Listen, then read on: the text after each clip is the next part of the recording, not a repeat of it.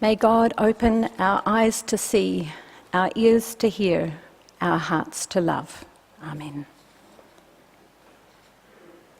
Jesus sends his disciples away in their boats while he dismisses the crowds and spends time alone in prayer. In the early hours of the morning, while they are still far from land and being battered by the wind and the waves, he appears to them, walking across the water. Even before he arrives, their situation is perilous, though presumably not unfamiliar to fisher folk. But it is the appearance of Jesus, not the storm, that terrifies them most. They think it is a ghost. As I said to Riley, Jesus walking on the water kind of seems like an unnecessary story. Last week's gospel miracle involved feeding 5,000 families when it at first seemed that there was nothing to eat. People need to be fed. And the story last week had us recognize that it was not Jesus who fed the crowd, but rather the disciples who had been given the food by Jesus. And to recognize our calling as disciples to feeding, hospitality and inclusion, not to turn away from hunger and need, but to come closer to it. But really, walking on the water seems a bit superfluous to the needs of the human community. I don't need to tell you that the truth of this story will probably have little to do with the facts or the historicity. The truth will be found in the story and in the retelling of the story. First in the community of the early church that shared it orally and then wrote it down, and now perhaps in the retelling of the story in our community and context. Having at first struggled to see what the point of a supernatural performance piece might be, I did then notice something I hadn't noticed before. Usually interpretation of the miracle story focuses on Jesus walking on the water, contrasted to Peter falling and sinking and being rescued by Jesus. Peter is portrayed as falling and failing the test of faith. And this is surely one intent of the story. But in a careful reading, I noticed that the story also does tell us that even if only for a very short time, Peter did also walk on water. In verse 29 we hear, Jesus said, "Come." So Peter got out of the boat, started walking on the water, and came towards Jesus. Peter actually did what Jesus did, until he lost sight of Jesus and became overwhelmed by the strong wind, the wind of which he was so afraid.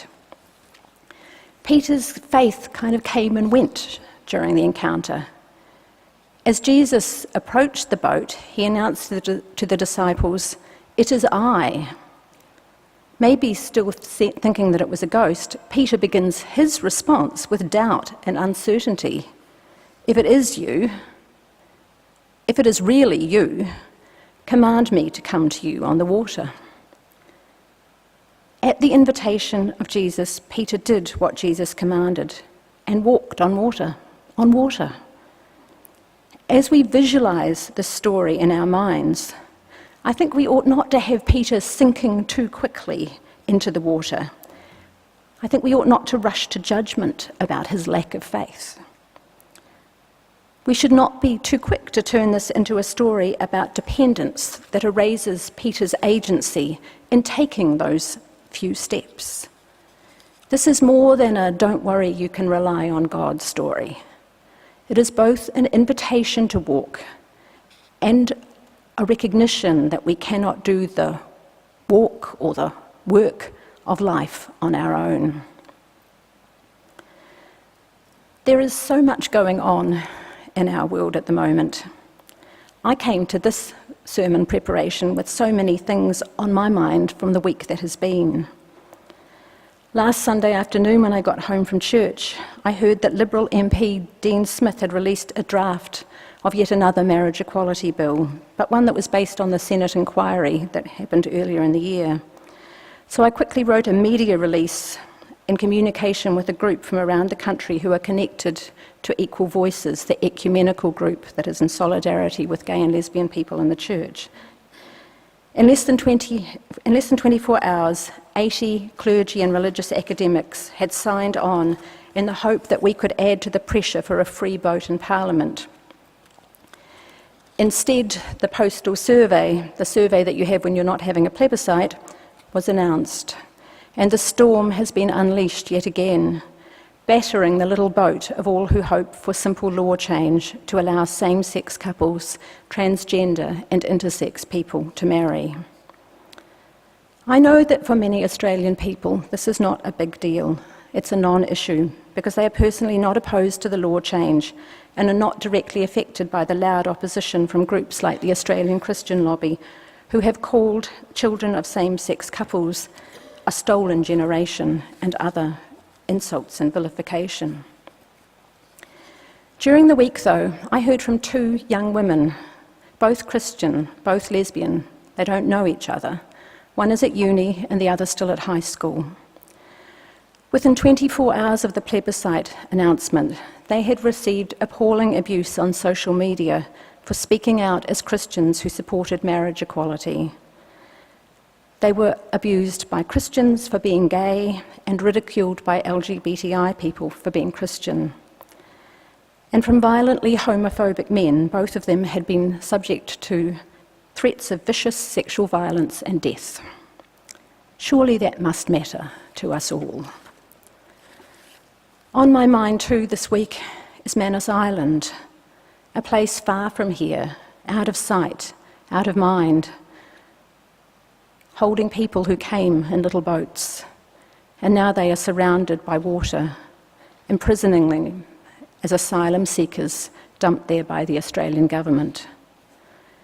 At first, we who hoped for something better rejoiced when the PNG government declared the camp was illegal under their constitution. Now we know that the Australian government is turning off the electricity, ending security, recreational and medical support, and abandoning the men to live in the local community that does not want them, where they have already been attacked many times. Hamid Shamshiripur, aged 31, was found dead in the jungle outside the detention centre 6 days ago. His mental health, which had deteriorated terribly over the past year, had not been addressed. During an earlier psychotic episode, he had been beaten by the guards who should have cared for him. Though we do not know whether he died from an attack or from suicide, once again Australia has the blood of an asylum seeker on its hands.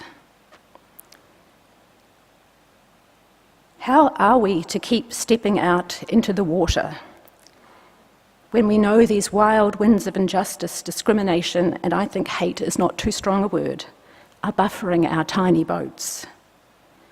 I wish there were more signs of hope. But in the case of Manus Island and Nauru, I do give thanks for signs of faith, for people keeping faith. While the letters page of the Saturday Sydney Morning Herald carried numerous expressions of support for marriage equality, there were also letters about Hamid and about the men on Manus Island. Stephen Langford was the author of one of those letters. He wrote, "Australia stands condemned around the world for its mistreatment of refugees. Hamid Shamshiripur should have been here. We could have been helping him. Instead, we subjected him to the nightmare of Manus. Those men on Manus, they are showing more human solidarity with each other, mateship as we like to call it, than the whole Australian population put together. We stand with them."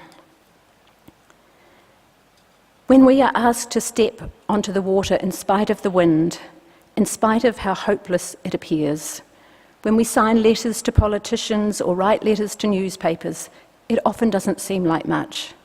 We feel powerless to effect change. And yet if we do not do these things, if we do not take action publicly, nothing will ever change.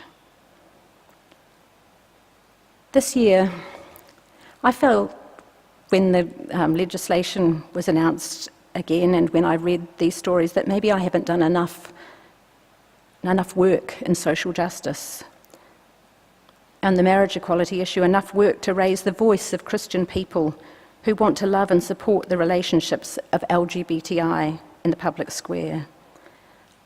Have I had less faith?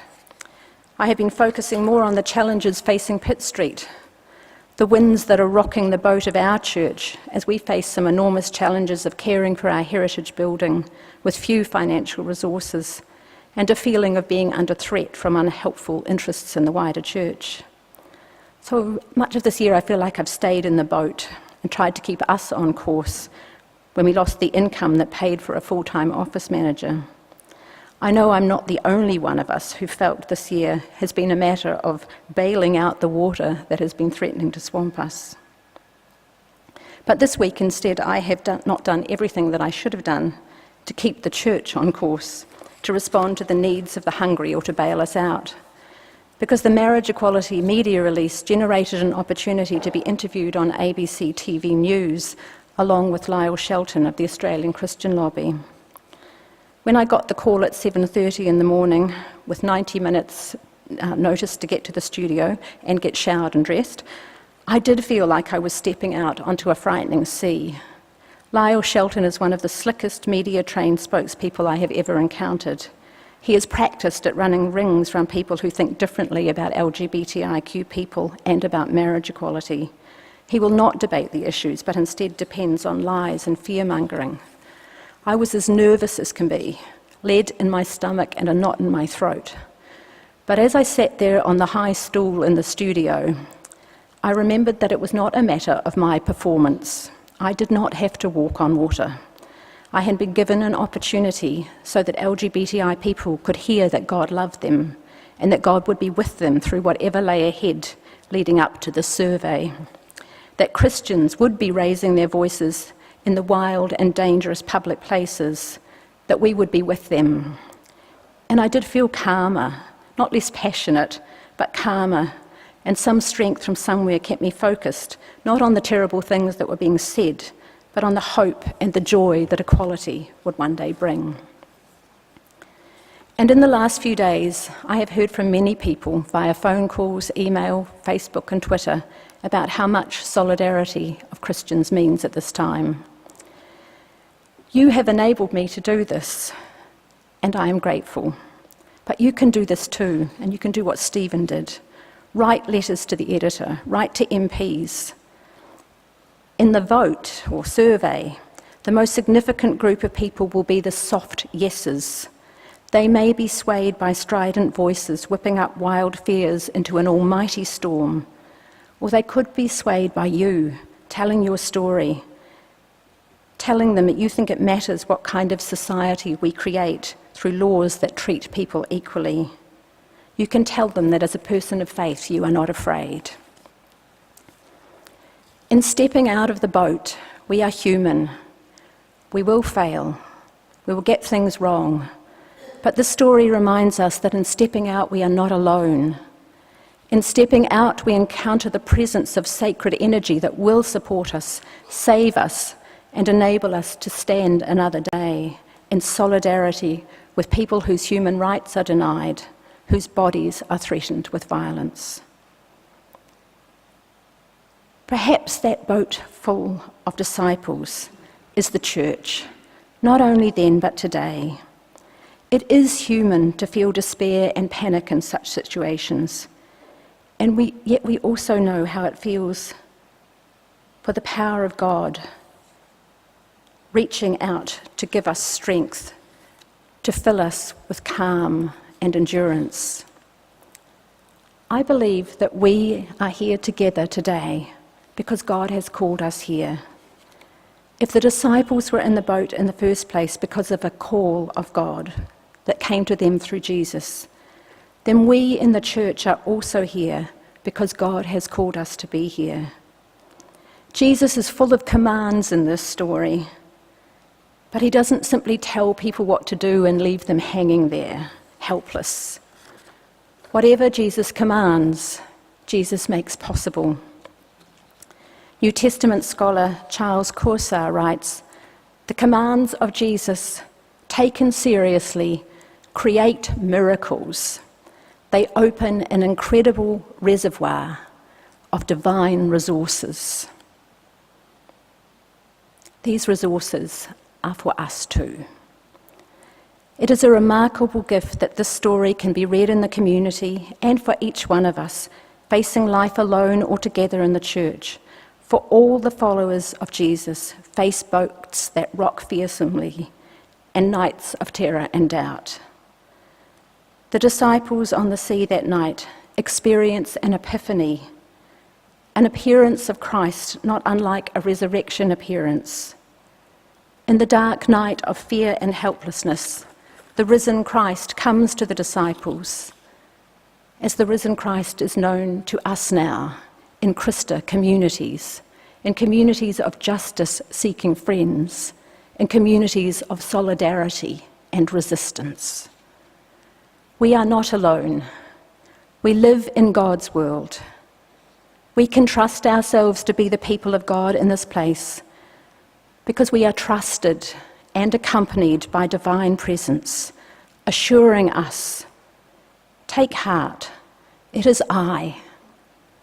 Do not be afraid." This is a word to us because Jesus has no other plan, and we are the people who have heard this message, and through our trust in one another and God, can change the world. Amen.